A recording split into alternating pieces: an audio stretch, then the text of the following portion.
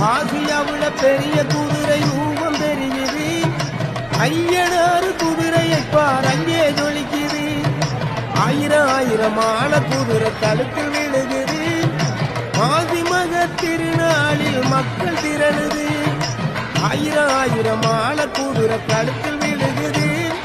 ஆதிமக